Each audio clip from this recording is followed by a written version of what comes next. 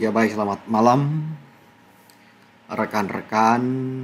Di sini saya mengucapkan selamat kepada kita semua, ya, khususnya bagi sahabat, saudara yang kekasih yang menjalankan ibadah puasa. Ya, pada malam hari ini tentunya kita sudah merasa penat seharian dengan penuh aktivitas pastinya. Ya, dimana apalagi di saat terjadinya floatingan di tradingan. Nah, itu biasa terjadi ya. Sehingga mengakibatkan banyak orang yang merasa jenuh. Ya, sehingga mencari banyak cara dan ingin tahu sebenarnya ini harga emas mau naik atau turun. Nah, persoalan yang sering terjadi adalah ketika harga emas itu dibeli, ya emas itu dibeli harganya turun, dan ketika dijual ya harganya naik ya. Nah, sehingga nanti teman-teman merasa stres. Ya, pada kesempatan hari ini saya ingin berbagi supaya teman-teman tidak perlu stres. Ya, pola yang biasa saya bagikan di dalam dunia trading itu konsepnya tidak berubah. Ya, yaitu rumusnya A itu sama dengan ya B ditambah C. Sebenarnya ini aja dibolak-balik ya.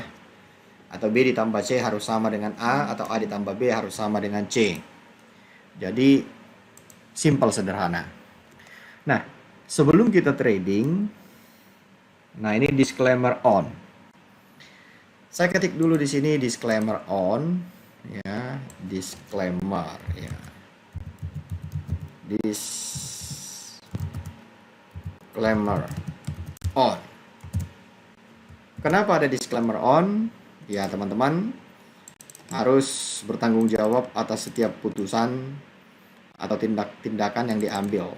Nah, ini diperuntukkan bagi teman-teman yang berada di kampus ya, yang belajar menata untuk kehidupan di masa depan pasti. Pertama adalah perhatikan dulu fundamental apa yang sedang terjadi pada kesempatan ini, yaitu emas ya. Kalau kita melihat fundamentalnya memang ya sedang menuju koreksi penurunan di dalam minggu ini, karena ini adalah hari Jumat ya, karena ada triggernya, yaitu imbal hasil obligasi daripada Amerika.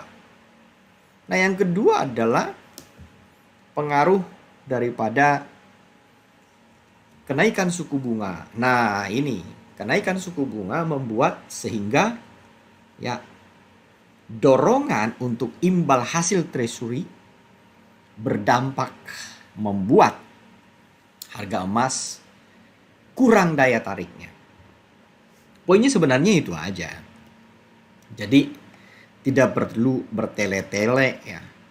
Nah, kemudian kita membahas kapan itu kenaikan suku bunga yang akan terjadi? Diagendakan ya di waktu yang akan datang. Nah, kalau poin tersebut sudah nyata, kalau poin tersebut sudah kita ketahui, berarti sentimennya adalah sentimen negatif. Nah, untuk emas pastinya. Nah, kalau sentimennya negatif untuk emas, berarti trading plan-nya pun harus jelas ya. Jangan buat trading plan abal-abal ya. Nah, contohnya ini kan trennya kan sudah ketahuan, trennya negatif. Oke.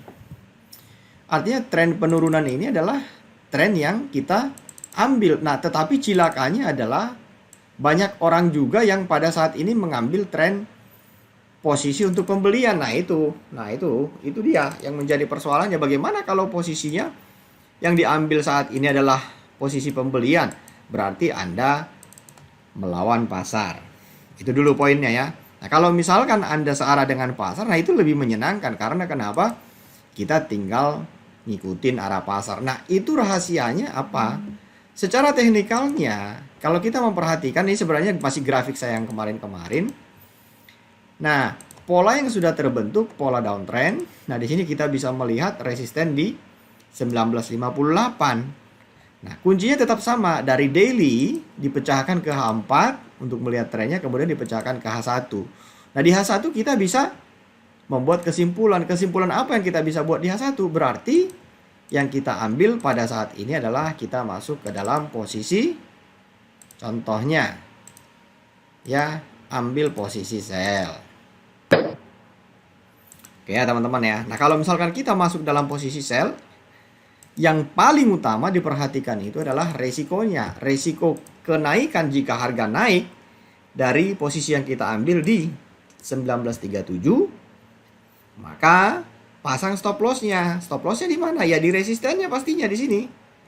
Oke, pasang stop lossnya. Nah kalau sudah dipasang stop lossnya, ya memang harapan semua orang mendapatkan keuntungan itu lumrah atau manusiawi. Tapi pertanyaan saya, sampai di mana ya kita menginginkan profit itu diambil? Nah itu poinnya dulu. Nah berarti pasang target profitnya. Kalimat saya selalu akan ada target profit yang realistis, yang masuk di akal, yang logik. Nah, saya pasang di sini. Makanya di sini, oke, ini stop lossnya saya pasang dulu. Pasang. Ya, ini kelihatan ya 1955.82 sen dan target profitnya 19.15.92 sen. Nah, jadi rasio perbandingan antara profit dengan stop lossnya. Nah, teman-teman harus tahu ya, harus siap menanggung berapa risikonya. Itu hitung sendiri. Nah, tapi kalau misalkan di hari Jumat seperti ini berarti tidak akan banyak lagi pergerakan pasar. Jadi kita harus melihat target profitnya yang realistis. Nah, seperti itu teman-teman. Ya, sebenarnya trading itu tidak susah ya, dan juga tidak mudah. Nah, yang dibutuhkan apa dalam dunia trading? Yang dibutuhkan adalah ketelitian. Nah, pada saat ini yang paling perlu ya kita ketahui adalah ya, kalau kita ingin trading itu, tradingnya di mana? Nah, ini yang menjadi persoalannya. Nah, teman-teman jangan sampai teman-teman itu tertipu. Tertipu kenapa? Tahu-taunya tradingnya di tempat yang ilegal. Nah, itu cilaka 12. Nah, bagaimana cara mengetahui trading yang legal, yang resmi? Nah, teman-teman harus cari perusahaan atau brokernya yang resmi. Resmi itu di bawah. Kenapa? Bagaimana resmi itu, Pak? Resmi itu ya di bawah pengawasan daripada Bapepti. Nah, ini salah satunya adalah apa? PT Indo Sukses Futures. Nah, ini adalah perusahaan yang legal, ya, resmi. Nah, di sini di mana? Bagaimana cara mengetahuinya? Teman-teman perhatikan aja izin atau lisensi daripada Bapeptinya. Nah, ini ada izin berdirinya ya. Nah, kemudian perhatikan ya di sini. Di sini ada contohnya, ada call centernya, ada emailnya. Nah, jadi hati-hati ya, jangan pernah percaya. Contohnya sekarang banyak Telegram yang ilegal, kemudian Instagram yang ilegal. Nah, kalau teman-teman ingin tahu sumber info yang valid ya, itu cek langsung di websitenya. Contohnya info@indosuccessfutures.com. Nah, ada nomor teleponnya di sini. Nah, ya. Nah, di sini dia. Oke.